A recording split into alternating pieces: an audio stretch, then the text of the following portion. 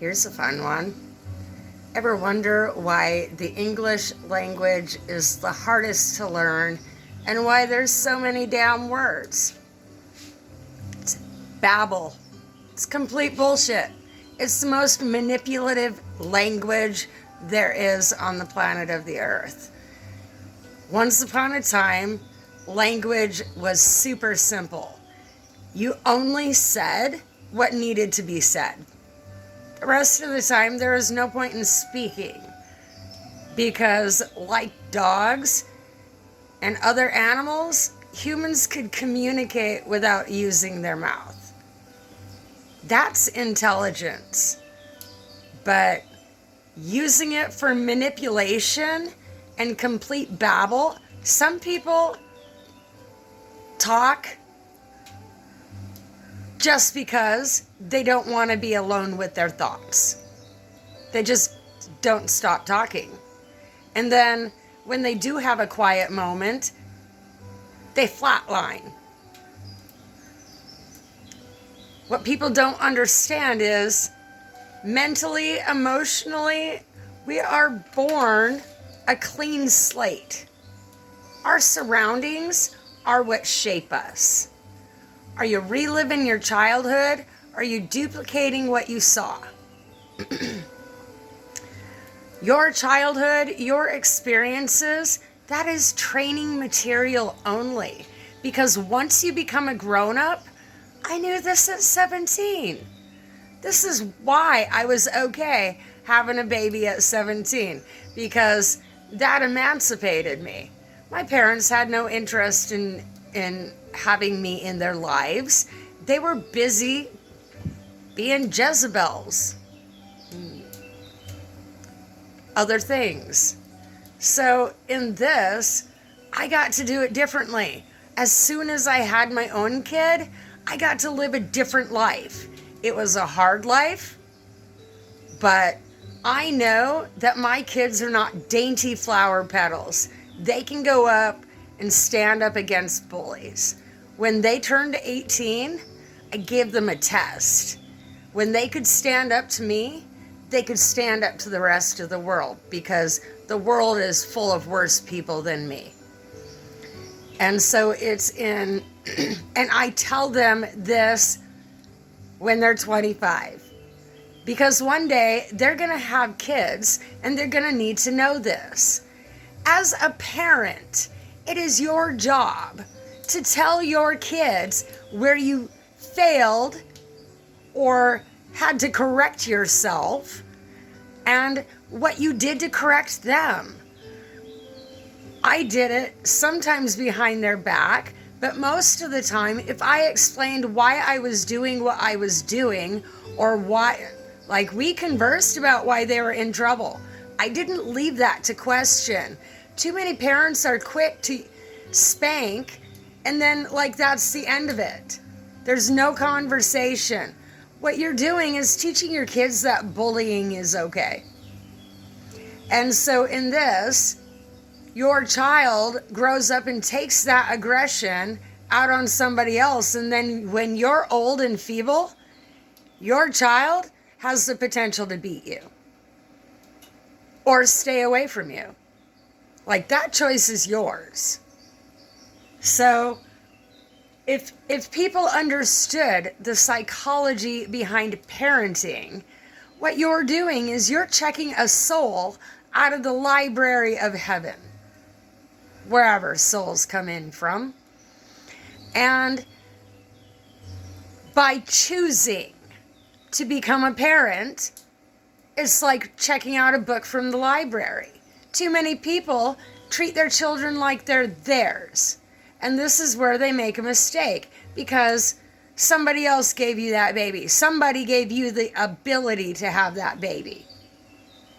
And so in showing that you're thankful, you do right by checking that soul out of the library. And so this is a soul that you're sending back reshaped one day. And if you are the one that causes damage to that soul, you pay for that. The things you do to your children will be done to you. The things you choose not to do for your children will be done to you. It happens in your lifetime. You don't pay for this after death, except for if you choose to go through another cycle and be repurposed, you could really doom yourself. What if you ended up a tree? What if you ended up being a parasite in my ass? Huh. That's funny. So people need to understand, you don't actually know what happens at the end until it's the end. So are you prepared to die with your choices, or are you willing to live with them?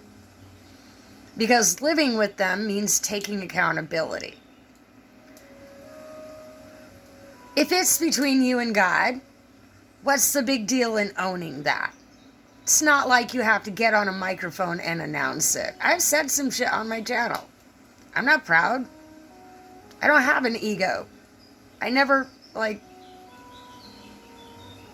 that's our parasites. This is why you go through shadow work and dark night of the soul, is because if you want to get to where you're going, you gotta cough up your cooties. And we have some big ones. So this is the next phase of the spiritual awakening journey. If you have triggered and a soul alignment of any course, you'll start shedding your cooties. It'll be human parasites. It'll be the ones that live inside you. You're going to notice all sorts of habits. As you start to understand things, you're going to notice all sorts of habits that people have. And if you want to compare it psychologically, we have trained our dogs to act like humans. Notice? They do very human-like things because this is generational training. So the problems or habits that you're pretty sure you don't have, you actually do. Your addiction issues come from your grandparents and your great-grandparents and your great-great-great-grandparents. And so if you trace back where that habit could have come from, it doesn't matter if it's real or not. If you're fixing what's inside of you, it is whatever you tell yourself it is until you find out it's not. Plain and simple. And so when you start digging through your childhood, and you can't do that with distractions, you have to be all by yourself, because interacting with other people is going to trigger a memory. And then you go back and ponder that. Have a conversation with yourself and get real with yourself. Because odds are it's just childhood wounding and you are looking at it from a childish perspective.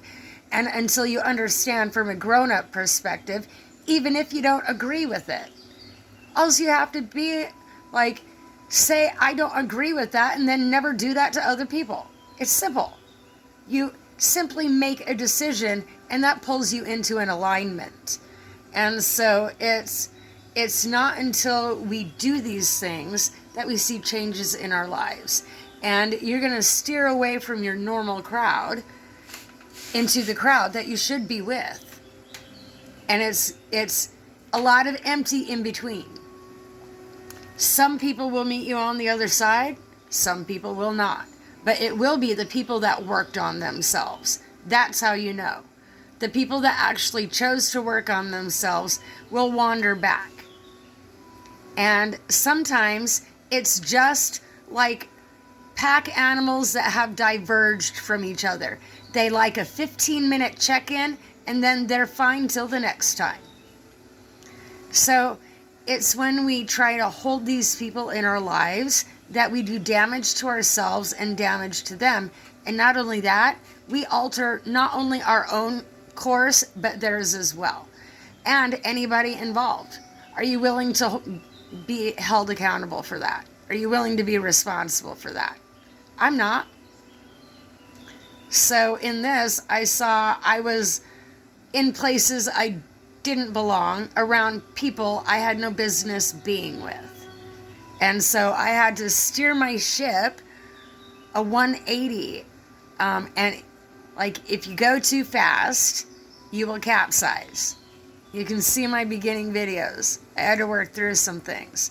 But if you keep working on it, it gets better. Because just like NA and AA, it doesn't work until you work it, so work it until it works. So if it's not working, change something. Don't keep doing the same dumb thing time and time again. Figure it out. Figure out what you're doing that keeps leading you back there. And it's in figuring it out that helps you never get stuck there again. And so if you find that you are always attracting narcissists to you, this is important information. Because what narcissists do is they try to turn you into one of them. They try to convert you. Boy, isn't that a familiar word? So this is where you do a carryover. Oh, what else has been a conversion? Who else has tried to convert me into thinking things that I don't know if I agree with that? This is your time. Make your decision and realign. And so it's much like I'm 90% Celtic. So it's like adjusting my sails to a different outcome. And in this, if you sit and imagine where your life shoulda, coulda, woulda been without certain people in your life, you can jump timelines and end up where you should have been. So, pick your starting point. It takes time to come to that. I've been working on this for more than 5 years, and it has taken me a long time to find my starting point. Where am I going to start with? What was the best game plan that I had for my life that I should go ahead and jump track and go follow that? Turns out it's a combination of different things in my life. And these things lead you somewhere. They're breadcrumb trails that your subconscious left for you. That is your subconscious poking through. The rest of it is parasites. Look at the difference in my speech now as what was in my very first video. So the spiritual awakening journey comes from Egypt, and it is designed to make you lose your parasites. However, somebody left that bit of information out because it's hiding in the Smithsonian. Somebody wanted to eliminate the competition. And so this is where the meek inherits the earth, because the proud, the elite, they've gone on long enough, don't you think?